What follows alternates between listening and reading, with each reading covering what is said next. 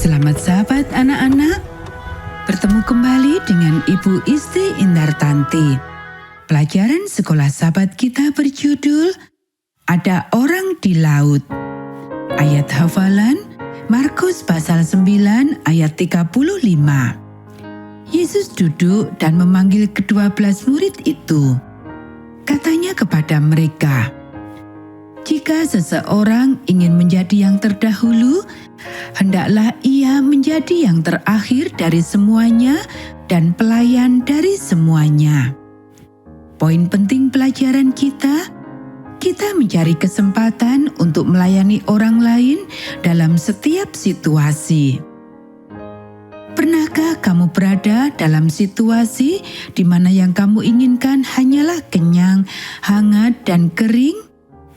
Paulus dan teman-teman sekapalnya pernah mengalaminya. Tetapi Paulus tahu bahwa seseorang harus mengambil langkah pertama.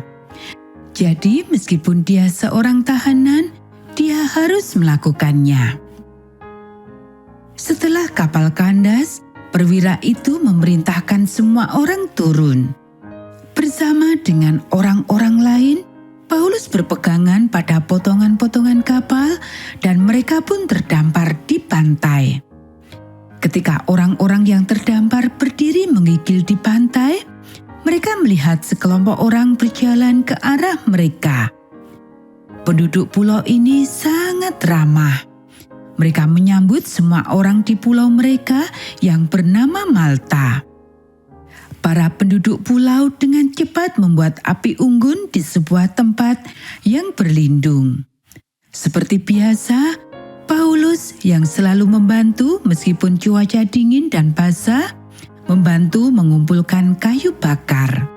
Ketika ia melemparkan bungkusannya ke dalam api, seekor ular berbisa menyambarnya, berkelantungan di tangannya. Para penduduk pulau itu melompat mundur. Salah satu dari mereka menyatakan bahwa Paulus pasti seorang pembunuh. Karena meskipun dia berhasil lolos dari laut, keadilan tidak akan membiarkannya hidup. Ketika Paulus menepis ular dan ular itu jatuh ke dalam api, mereka mengatakan kepadanya bahwa tangannya akan membengkak atau dia akan segera mati. Namun, berbeda dengan dugaan mereka, Paulus hanya tersenyum sambil terus menghangatkan diri di dekat api. Para penduduk pulau dengan hati-hati mengawasinya. Tidak ada yang terjadi. Ketika prediksi mereka tidak menjadi kenyataan, mereka sepakat dengan tegas di antara mereka sendiri bahwa dia pasti seorang dewa. Salah satu dari mereka menyelinap pergi untuk memberitahu penguasa mereka. Orang itu tidak kembali, tetapi seorang hamba dari penguasa itu segera datang. Ia mengundang Paulus ke rumah seorang pria yang bernama Publius, yang merupakan penguasa tertinggi di Pulau Malta. Publius menyambut Paulus dengan ramah. Para pelayannya membawakan makanan yang lezat untuk para tamu.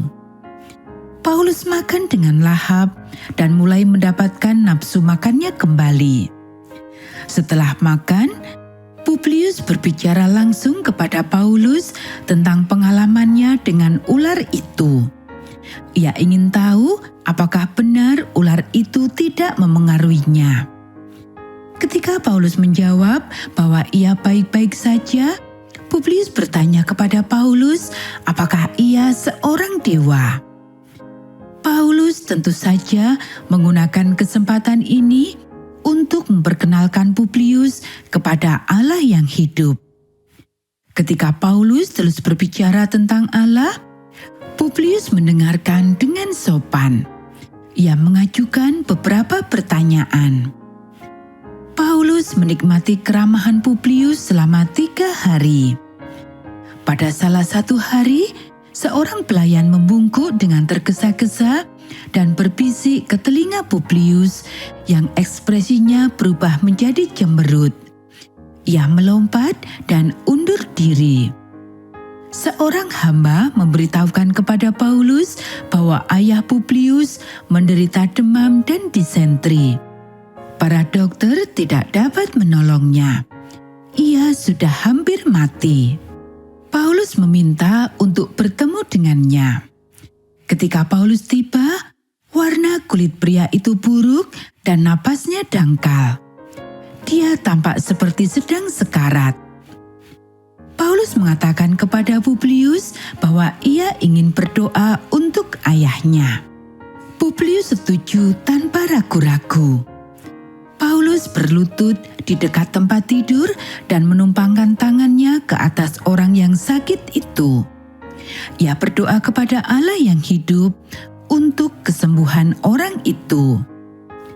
Ayah Publius membuka matanya dan duduk. Ia menyingkapkan selimutnya dan berdiri seolah-olah ia baru saja bangun dari tidurnya. Wajahnya bersinar. Para pelayan melihat dari dia kepada Paulus dan kembali kepadanya dengan mata terbelalak. Publius memperkenalkan ayahnya kepada Paulus sebagai orang yang telah menyembuhkannya. Paulus kembali mengarahkan mereka kepada Allah yang hidup sebagai penyembuh. Berita dengan cepat menyebar ke seluruh pulau tentang kesembuhannya. Orang-orang datang mencari Paulus. Ketika Paulus dan orang-orang yang berlayar bersamanya siap untuk pergi 3 bulan kemudian, banyak orang sakit lainnya telah disembuhkan. Dan hampir semua orang yang telah mendengar Injil Yesus Kristus. Paulus dan rekan-rekan sekapalnya tidak pernah kekurangan apapun selama mereka berada di pulau itu. Ketika waktunya untuk pergi, penduduk pulau melengkapi mereka, kru, tahanan, dan penumpang dengan semua hal yang dibutuhkan untuk perjalanan. Teladan Paulus yang melayani orang-orang Malta terlepas dari statusnya sebagai tahanan dan kesehatannya yang buruk adalah bukti bahwa kita dapat melayani Tuhan dan orang lain terlepas dari keadaan kita.